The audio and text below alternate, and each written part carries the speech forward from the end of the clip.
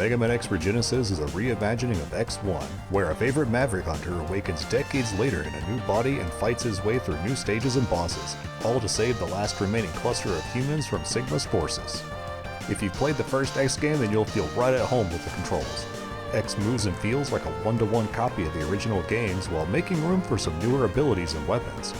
You have not 4, but 8 total armor upgrades to find, giving X improved buster attacks, an air jump and dash, reduced damage, an uppercut and dive kick attack that provides brief invulnerability and functions for platforming, and making the helmet more useful than X1 by letting you charge your special weapons, rather than breaking blocks with your skull.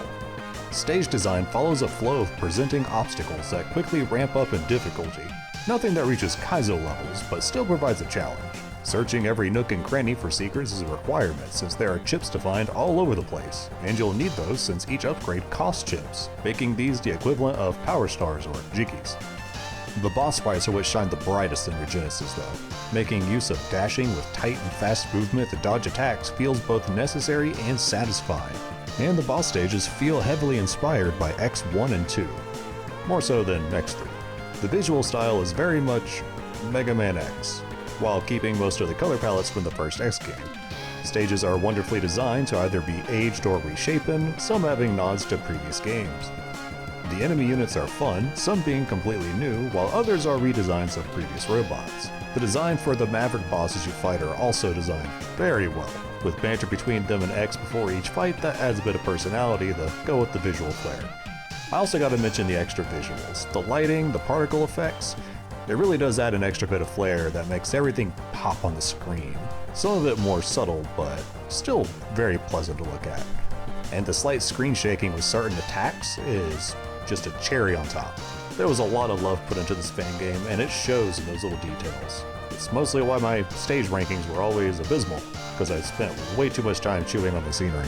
Sound design is on point, the buster, the hit sounds, deflections, attacks, everything has such a wonderful feel to the ears. The OST is mostly perfect. I'm not a fan of the intro menu's crunchy rhythm. Personally, it feels a bit out of place from the rest of the tracks. I also gotta say, I appreciate that each of the Sigma bosses have their own themes rather than just the same track being reused. That was an excellent decision, and I love the little bit of personality it adds to each of these bosses. Much like in X1, you make your way through 4 Sigma stages, having to fight through the 8 Mavericks again in the first 3 on your way to the main boss. Your final battle with Sigma is in 3 parts, whereas before you had 1 good boy, you now have 2 good boys to fight. And in the second stage, you have Sigma embracing his inner Unk with a beard. I really enjoyed this portion of the fight since he's got a mix of attacks from the first 3 X games, and the fight really makes use of the uppercut and dive kick as a kind of parry. The final form is close to the wolf armor thing for the first game, whose name escapes me, but more like a totem this time around.